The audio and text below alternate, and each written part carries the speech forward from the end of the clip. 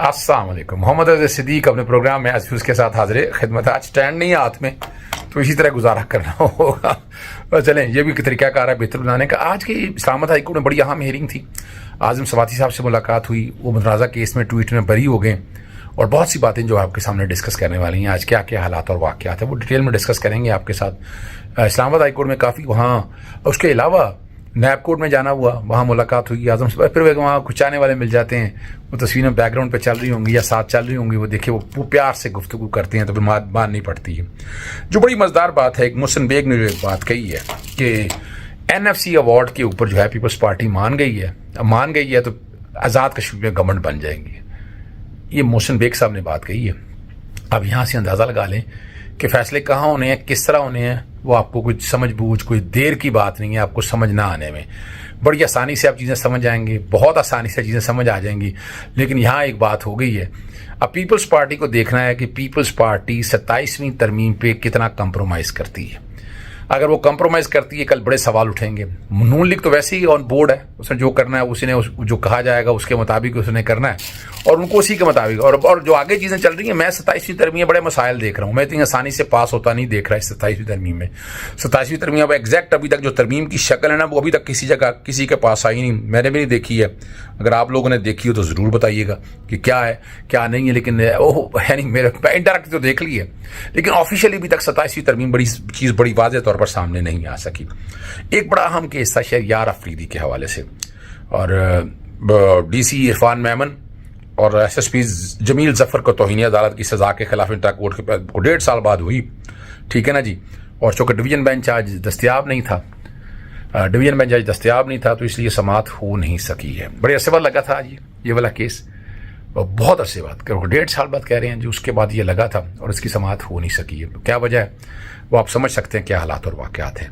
दूसरा बड़ा अहम मामला था अब्दुल लतीफ़ चित्राली, सज़ा के खिलाफ अपील पर फ्रीकैन को नोटिस हो गया, जवाब तलब कर लिया। जस्टिस आज़म खान और जस्टिस आसफ पर डिवीज़न बेंच ये मुश्तमिल था, जो इस सारे मामले को देख रहा था और चाह रहा था कि ये सारी चीज़ें जो हैं अकॉर्डिंगली हो जाएं।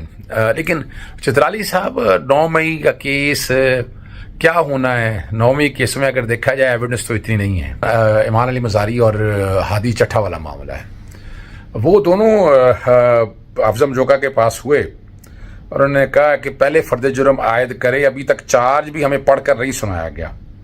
इमान मज़ारी, अदालत ने फर्द जुर्म आयद की थी, अपने वकील से पूछे, और कानून अदालत को उस केस की समाअत की इजाज़त देता है, वो होगा। अदालत इस केस को समाअत को चलाएगी तो अदालती कार्रवाई का बाइकआउट करेंगे। उन्होंने कहा जी आप अदालती कार्रवाई का बाइकआउट करें, हमें क्या फ़र्क पड़ता है। उन्होंने कहा वह हाई कोर्ट में है, 12 बजे दोबारा समाअत होगी। उन्होंने इस पे जो है ना बुनियादी तौर के ऊपर अदम एतमाद का इजहार कर दिया कि आप पे एतमाद नहीं। देखें, तरीक़ाकार तो यही होगा, उन्हें असूली तौर पर ऊपर ट्रांसफ़र की एप्लीकेशन देनी चाहिए। तरीक़ाकार जो है ना वो याद रखिएगा, ये जो कि सेशन जज के बराबर हैं अफजल मजोका साहब, सॉरी ये जो है ना मैजिस्ट्रेट जो होता है, मैजिस्ट्रेट के दरख्वास्त ट्रांसफ़र की जो है ना वो सेशन के पास जाती है, और जब सेशन और स्पेशल कोर्ट के जो अदालतें होती हैं वो सेशन जज के बराबर होती हैं, वो हाई कोर्ट के पास जाती है। हाई कोर्ट का इख्तियार है कि वो केस को ट्रांसफ़र कर सके। और ज़ाब्ता फ़ौजदारी में बड़ा वजाहत के साथ ये चीज़ें लिखी हुई हैं, ये कहूँ कि नहीं, ज़ाब्ता फ़ौजदारी में ये तरीक़ाकार बड़ा वाज़ेह तौर पर क्लैरिटी के साथ लिखा है। अब डिपेंड करता है कि आप कौन सी कार्रवाई शुरू करना चाहते हैं। आप करेंगे तो हालात ठीक होंगे, वरना ये इतना आसान काम नहीं है। आप बहुत बड़ी लड़ाई लड़ रहे हैं यहाँ मैंने हालांकि इन्हें कहा भी था 265D की एक दरख्वास्त दे दें, 265C की कॉपी के हवाले से, 265D के हवाले से मैंने कहा था दरख्वास्त दे दें। वो दरख्वास्तें अभी तक आ नहीं सकी है, आनी चाहिए, ये याद रखिएगा, आनी चाहिएगा, याद रखनी है आपको। और हाँ, एक बात और मैं भूल ही गया, शेख रशीद साहब को जो है ना वो जाने से रोक दिया गया। घूमने के लिए जा रहे थे, उनका नाम हाई कोर्ट ने इजाज़त भी दी थी, मगर फिर नाम रह गया। एक और मामला जो मैं आपके सामने रखना चाहता हूँ, इस्लामाबाद हाई कोर्ट में असद अली तूर जो है ना उस्मा बुखारी वाले केस के अंदर उनका नाम PCL में डाला हुआ है। उसका कोई ताल्लुक़ नहीं है, इस हवाले से कोई ताल्लुक़ ही नहीं है। अदालत ने आज 7 दिनों का टाइम दिया है कि 7 दिनों, मैंने कहा ये जवाब सारे आ गए हैं, आप देख लें, बड़ी रियलिटी के साथ देख लें आप। और मैं सिर्फ आपके पास केस इसलिए आया हूँ कि यहाँ जब नाम डालते हैं ना तो देखते ही कुछ नहीं है, चीज़ें ही कुछ नहीं है, एविडेंस कोई नहीं है, रिकॉर्ड पे कुछ नहीं है। जिसका नाम चाहे ECL में डाल दें, PCL में डाल दें। और ख़ास तौर पर जो लड़का जो हसन अली संतूर है, اس نے تو مریم صاحب اس نے عظمیٰ بخاری کی کوئی ایسی ویڈیو یا متنازع ویڈیو تو اپلوڈ ہی کوئی نہیں کی ہے، اور ضمانت بھی ہو چکی ہے۔ انہوں نے کہا جائیں ضمانت میں جا کر وہاں جا کے اجازت لیں۔ کس بات کی اجازت لیں؟ کوشچن تو ہے نا کہ پی سی ایل اور ای سی ایل میں نام کیوں ڈالا ہے؟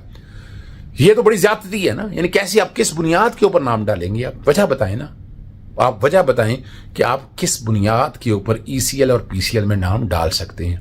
وہ آپ کے پاس ہے کوئی؟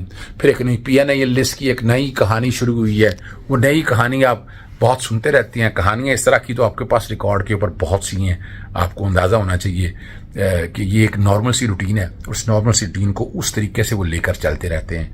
ہم آپ کیا کہہ سکتے ہیں؟ ایک اور بڑا اہم معاملہ جو تھا وہ آپ کے سامنے رکھنا ہے۔ انجینئر محمد علی مرزا اسلامی نظریاتی کونسل کا اعلامیہ چیلنج کرنے کے کیس میں اسسٹنٹ اٹارنی جنرل جواب 1 ہفتے کی مہلت، اور اسلامی نظریاتی کونسل کا جواب اہم ہوگا۔ ویسے توہین مذہب اسلامی نظریاتی کونسل کو جانے چاہیے، یہ بڑی زبردست بات کی ہے۔ اور اس میں انجینئر محمد علی مرزا نے جو ہے نا اس میں فریق بننے کی بات کی ہے۔ رجسٹر آف نے اعتراض کر دیا، انہوں نے کہا جی پہلے آپ اعتراض دور کریں اور پھر اس پہ کوئی آرڈر پاس کیا جائے گا۔ یہ بنیادی باتیں جو ہے نا یہ میں نے یہاں رکھ چھوڑی ہیں آپ کے سامنے۔ اسلام آباد ہائی کورٹ اپنے تئیں، پھر بھی میں اسلام آباد ہائی کورٹ کو تھوڑا سا کریڈٹ دیتا ہوں، یہ پھر بھی لاہور ہائی کورٹ کی نسبت بہتر چل رہا ہے۔